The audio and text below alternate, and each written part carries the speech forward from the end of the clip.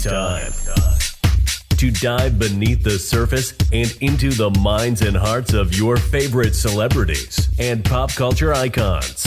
Welcome to Up and Adam. Hey guys, what's up? You're watching Up and Adam. My name's Adam Knoll. And for those of you who don't know me, I'm the guy bringing you guys all the weekly interviews and recaps from your favorite celebrities and pop culture influencers. But for those of you who do know me, you know that that's not why we're always here, right?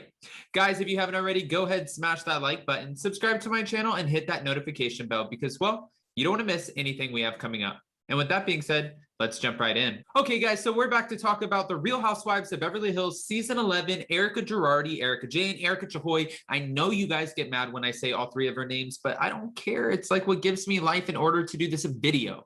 It's like the caffeine I need to take before I get started. Guys, this is interesting because we're watching it play out this season, watching a few things play out this season, obviously. We're going to get to that in a live today where we're going to open up in a full discussion where anyone who would like to call in, you're more than welcome to.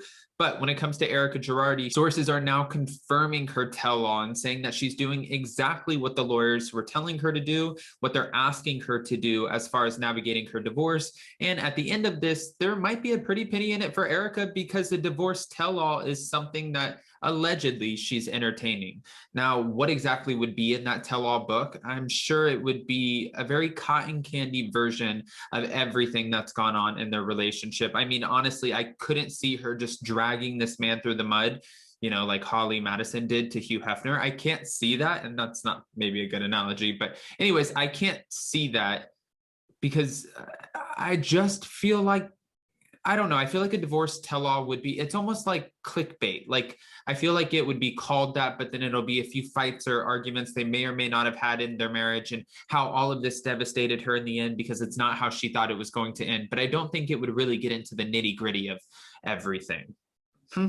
Okay, that's just to be fair. And with that, I don't want to put words into their mouths, so I'm going to tell you exactly what the sources close to production actually ended up telling Hollywood Life. Erika's listening to her lawyers and knows that the truth will be told in all of this. They also said she's not hiding anything on TV, and you will see all of it play out this season. They said that Erika is not afraid of talking about or showing anything on the Real Housewives of Beverly Hills because she always shows and speaks her truth. Okay. I mean, I feel like that's a little all over the board because some fans definitely feel like she's holding back, but hold on, wait, there's more. They're also claiming that Erika is not only going to share details of her divorce and her marriage to Tom Girardi on the Real Housewives of Beverly Hills, but she will be doing a full tell-all sit-down. Now, if that's the case and she does eventually divulge all of this information through a tell-all sit-down, then I don't necessarily know what the point of the book would be, unless it would just be a very surface level way of doing an interview that would be promoting the book. That could be good. Actually, call me. I'll take my 10%. Anyways, moving on. She wanted people to see her side of the story, and when it comes, she will do a full interview on this matter. Now, of course, we know that a few of the other housewives feel some sort of way about what's going on in Erika Girardi's life, especially when it comes to the widows, orphans, and victims of the alleged embezzlement. I mean, of course, they're going to have feelings on this. They have to work with this woman. They're a part of an ensemble cast. And not only that, I don't really feel like anyone is ever safe in the Housewives world. Even Lisa Rinna said last night, like, I cannot promise you that if I find out information on you, then I'm not going to use it against you. That just shows that the job comes first. And these are, I'm going to call them inauthentic relationships. Garcelle did say in an interview that she doesn't feel like Erika knew everything that was going on with the victims. And overall, it's just a tough spot to be in. She also added that, you know, I mean, her life changed drastically in just a matter of days. I can relate to that.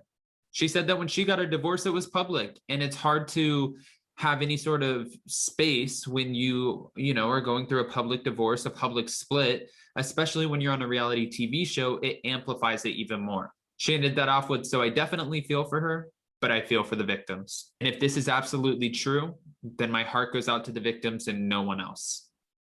Ouch. Okay, so at least we know where Garcelle stands. We know that Sutton was questioning or maybe even alluding to the fact that Erika Girardi could have been a liar because as we saw in the super trailer, she's calling Sutton out to her face and then asking her, what is she going to do about it before telling her exactly, then shut the up. Oof, I haven't said that in a long time, but it's what she said. Moving on. When Garcelle was asked more questions, she said that fans will get a better insight by watching The Real Housewives of Beverly Hills and seeing Erika's story unfold. She said that we'll see a lot more than what we're expecting throughout Erika's storyline. However, it's not really her story to comment on, so she's going to let Erika be the one who tells it.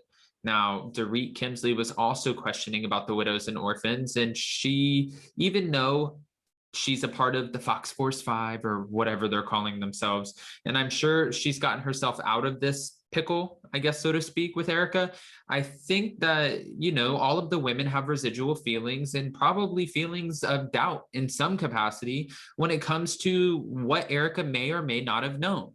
There's so many people who are looking out for this footage right now, and there are so many lawyers who are watching this, just trying to pick apart exactly what was going on with Erika Girardi, what was in the home, what their assets look like, and how they can help any way possible in this case. Now, if you guys have been living under a rock and you haven't caught some of these videos, a lot of these videos that we've posted, Erika Girardi has over $20 million in gifts, and that's jewelry, designer bags, designer fashions, and the trustees want her to hand over this property in order to pay back the victims. However, Erika Girardi is sort of making herself look, I mean, to be honest with you, what fans are saying, not the best, because she's not willing to give up these gifts.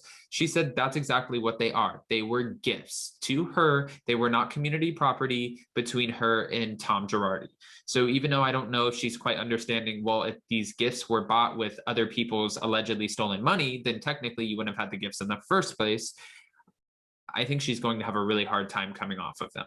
However, you guys know how this works. I just want to know from you, what do you think about a potential tell-all book? And also, what do you think about a potential tell-all interview? Will she actually give her full side of the story, or do you think that she will hold back in order to protect her soon-to-be ex-husband? I can't wait to see what goes on in the rest of this season, especially, by the way, Kathy Hilton and Crystal Kung Minkoff are great additions. I was kind of skeptical at first, but I'm really, really enjoying them. But what do you guys think is going to unfold the rest of this season when it comes to Erika's storyline, and how much information that we haven't already seen in the trailer will be exposed? I just hope that they deliver, because this is a big buildup, and they had a big buildup for Real Housewives of Atlanta Strippergate, and that was just a big disappointment. So come on, ladies, bring it. With that, guys, if you haven't already, go ahead, comment below. And before you go, don't forget to smash that like button, subscribe to my channel, and hit that notification bell, because, well, you don't want to miss anything we have coming up. And with that being said, we'll see you next time. Bye, guys. Check us out every Monday and Wednesday. Thanks for watching Up and Adam.